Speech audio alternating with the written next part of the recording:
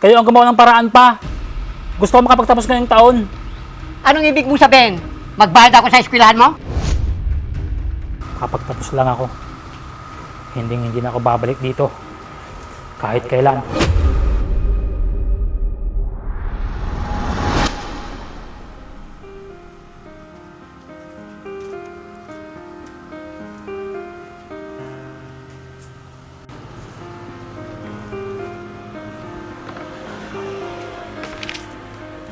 Pinsang Romeo, ano ba yung nililista mo? Ito yung mga kailangan ng anak ko sa bukid. Si JR. Bakit? Isasabak mo na yung bata sa bukid? Bakit yung mga taga-bukid mo, tinalis mo ba na ba sila? Ano ba yung naisip mo, pinsan? Bigla-bigla naman yata yung desisyon mo. Total, binata na si JR. Kaya na niya siguro yun. Pinsan naman. Isasabak mo na yung bata sa trabaho sa bukid? Pinsan naman. Kaya mo naman mag-upa ng mga tao. Bakit papahirapan mo pa yung bata? Di ba nag-aaral pa siya? Nandun na ako, pinsan. Pero alam mo, yung patakaran ko, mula nung naulila ako. Pero iba yung sitwasyon mo noon kaysa sa anak mo ngayon. Alam mo yung hirap ng pinagdaanan ko noon. Kaya ayaw kong matulad ang anak ko. Hindi ko alam, pinsan. Pero sa nakikita ko sa anak mo, iba yung ugali niya ngayon kumpara sa'yo noon.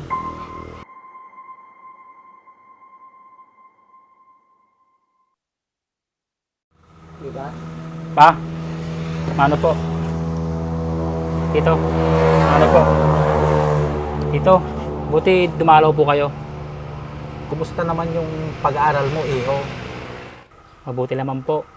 Buti dumalaw po kayo. Napadaan lang ako, iho. Nabalitaan ko kasing tinanggal na ng papa mo ang taga-bukid nyo. Ha? Totoo yun pa? Oo, anak. Eh sino na mag-aasikaw sa bukid niyan? Sino pa? Hindi ikaw na. Ako? Bakit ako pa?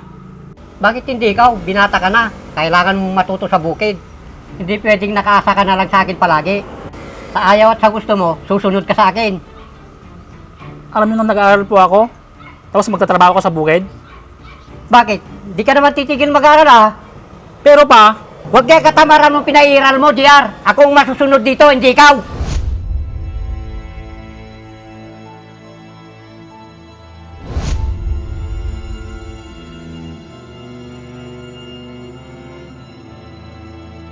Magbihis ka na at pupunta ka sa bukid. lagi na lang ganito. Mula nung bata ako. May sinasabi ka dyan? Pinsan, hindi ba pwedeng magpahinga yung anak mo? Galing lang niyang paaralan. Alam niyong walang nasasayang na oras. Bawat minuto, mahalaga sa akin. Kaya ikaw, JR, kumilos ka na. Marami pa akong tuturo at gagawin sa bukid. May oras dyan para magpahinga.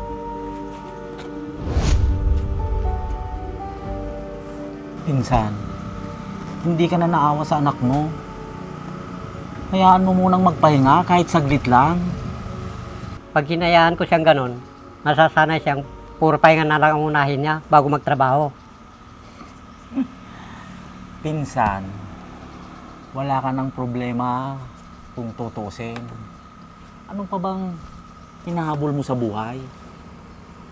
Alam mo, pinsan, kung bakit ako nagkaroon ng lahat ng ito? Ayaw kong maranasan niya yung naranasan ko noon na ulila ko.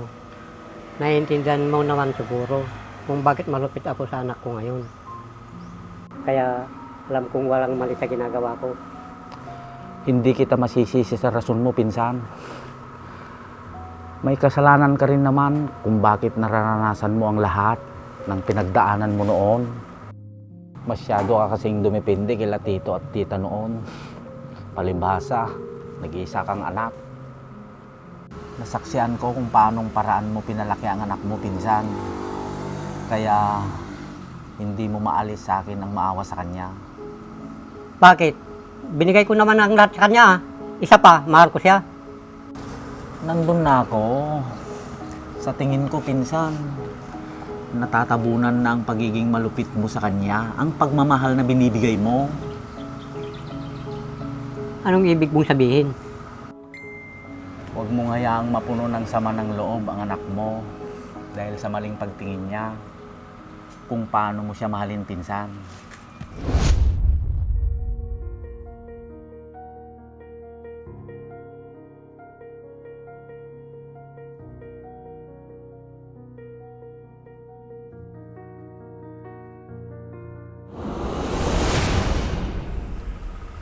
Pa? Yes po. Oh, bakit ganyan ang mukha mo?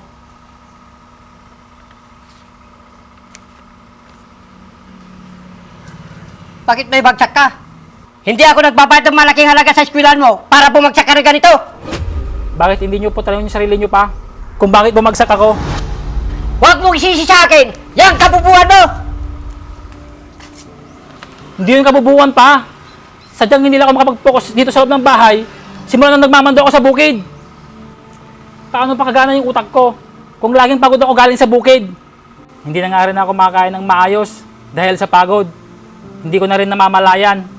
Nakakatulog na ako basta. Kahit gusto ko pa mag-aral. Tapos magagalit kayo dahil may bagsak ako. Ngayon nyo sabihin kung sino may kasalanan. Ikaw lang ang dahilan kung bakit nangyari sa'yo yan. Kung matyaga kang tao at irresponsable, lahat magagawan mo ng paraan. Kayo ang gumawa ng paraan pa. Gusto ko makapagtapos ngayong taon. Anong ibig mo sabihin? Magbayad ako sa eskwelahan mo? Hindi ko gagawin yan. Magsikap ka para malutas mo ang problema mong yan. Anong gusto nyong gawin ko? Mag-aral ka ngayon, Summer, para may pasa mo ang bagsak mong subject. Pa, wala na akong pahinga noon. Kung yan lang ang paraan para makagraduate ka, gawin mo. Huwag mong asahang magsasaya ako ng pera para lang ipasa kanila. Balikan mo nga yung bakasyon yan kaysa magbulak-bulak ka kung saan-saan.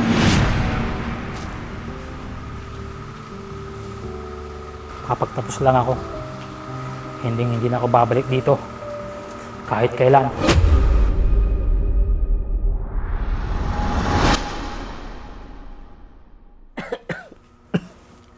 Naku, pinsan, mukhang hindi na yata magandang pakiramdam mo. Nagpatingin ka na ba sa doktor? Oo, pinsan. Kaso hindi naman ako gumagaling. Lalo akong nangihina.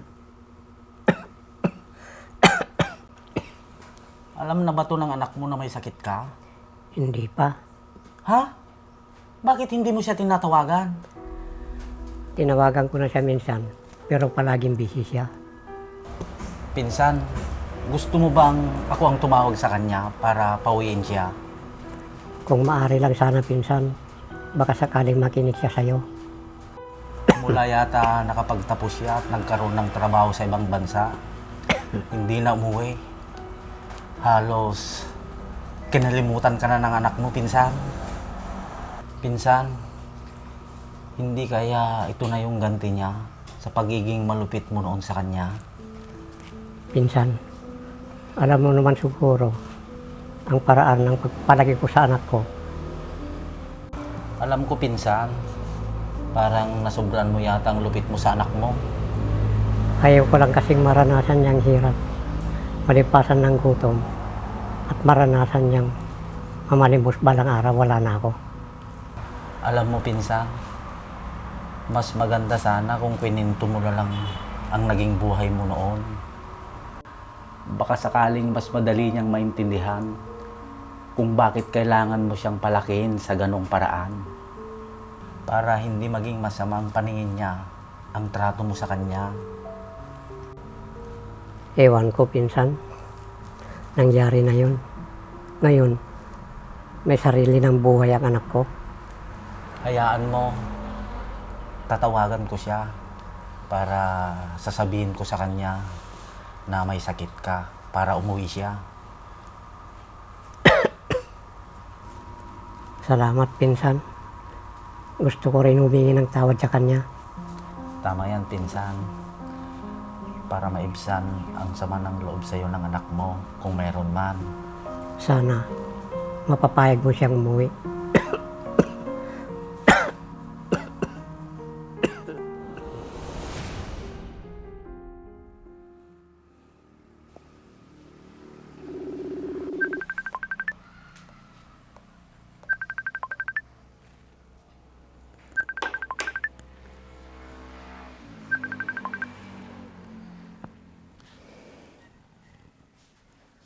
Hello po, Tito.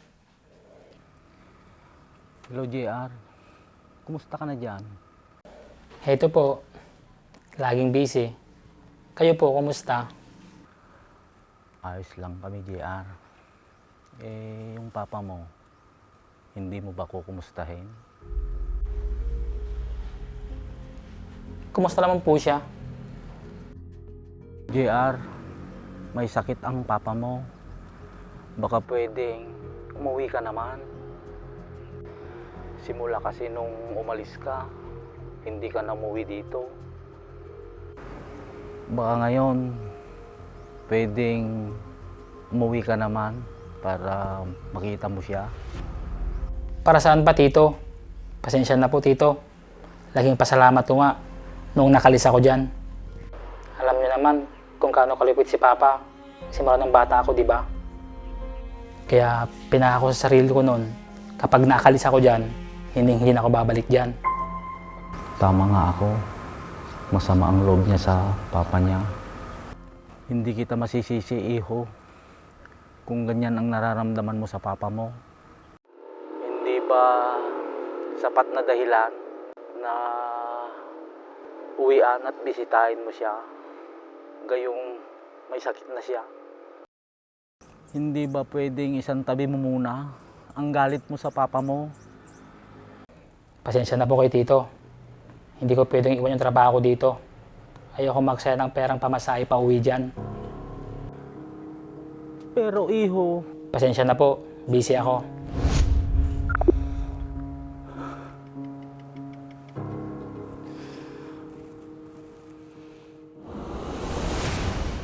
Pinsan? Pinsan? Uminom ka na ba ng gamot mo? Kumusta na pala yung pakiramdam mo?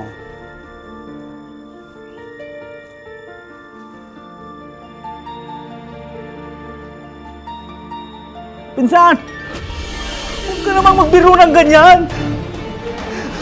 Pinsan!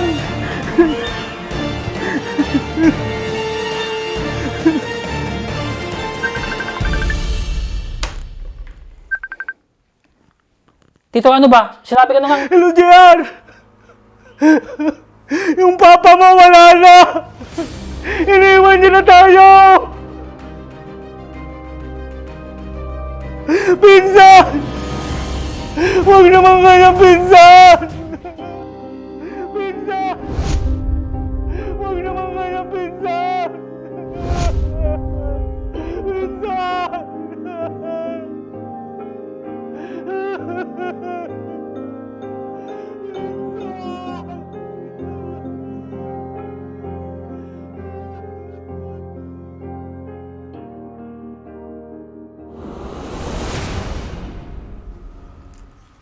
Anong plano mo, iho? Pag uwi mo sa abroad, di hindi ka na babalik dito?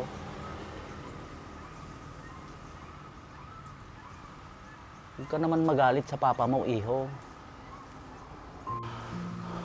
Alam kong galit ka sa kanya dahil naging malupit siya sa'yo habang pinapalaki ka niya. Ang gusto niyang lumaki kang magiging matatag at magiging mabuting tao. Mabuting tao? Paano, Tito? Eh siya nga mismo, hindi naging mabuti sa akin. Yun ang pagkakamali ng papa mo, ni hindi man lang na napaliwanag sa'yo ang naging kalupitan niya sa'yo. Bakit, Tito? May dahilan ba para maging malupit ang isang ama sa kanyang anak? Meron, iho. Dahil ayaw kanyang matulad ka sa kanya noon. Matulad sa kanya? Bakit tito? Ano ba si Papa noon? May kaya sila noon nung kabataan ng papa mo. Kaya sunod siya sa layaw. Halos lahat nakatibenti sa magulang niya. Lahat dinadaan niya sa pera. Ang alam niya lang, pakikipagbarkada. Nasaan po sina lolo at lola? Hindi ko pa sila nakilala. Binata pa lang si papa mo noong nawala sila dahil sa isang trahedya. Ganun po ba? Si Papa, anong nangyari sa kanya? Inasa niya lahat sa mga tauhan niya, ang mga negosyo niya, pati bukid.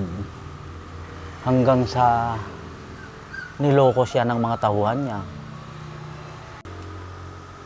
Walang ibang gawin ng papa mo hanggang sa nahirapan siya.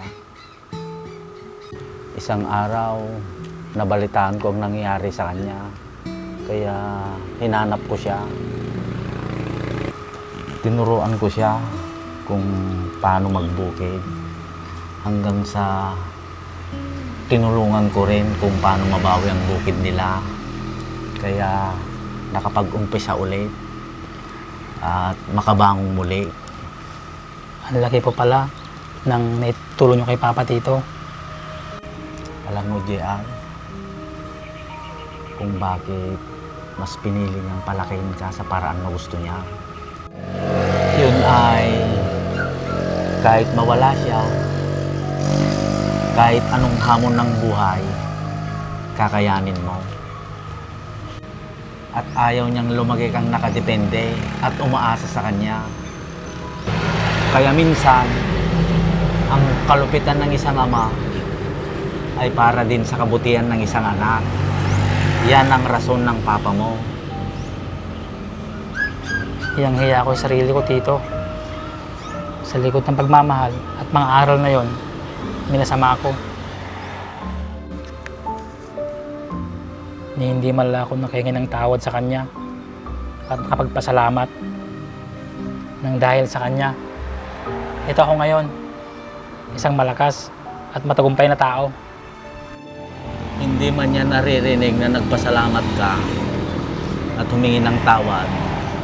Sa nakikita ko ngayon, alam ko masaya na siya para sa'yo dahil mahal na mahal ka ng papa mo.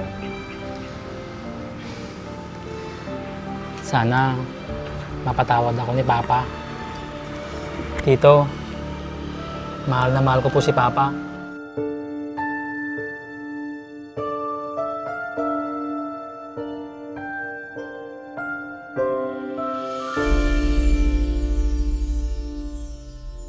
Sobrang bula! Grabing bula naman yan, parang wala nang katapusan. Bakit kaya ngayon ko lang nakita itong product na to? Sa tagal ko na naghahanap ng ganitong ka-shampoo. Dito ko lang pala makikita. Pinakikilala ko nga pala itong GR4 ka-shampoo. Extremely foamy ka shampoo na siguradong magpapalinis sa inaalagaan mong sasakyan. Ang dami ko nang nagamit na ibang brand, pero dito lang ako napabilib. Kasi tignan mo naman, isang buong sasakyan yung kaya niyang malinisan. At may sobra pa yan ha. At parang ulap na nga sa bula kung ikukumpara mo sa ibang brand. Ang kagandahan pa nito, meron na rin itong Canova Wax. Kaya pag binanlawan mo ang sasakyan mo, siguradong magiging magintab agad yan. Kaya kung gusto mo rin ng mabula at mabisa na panlinis sa alaga mong sasakyan, ano bang hinihintay mo? Check out mo na yan!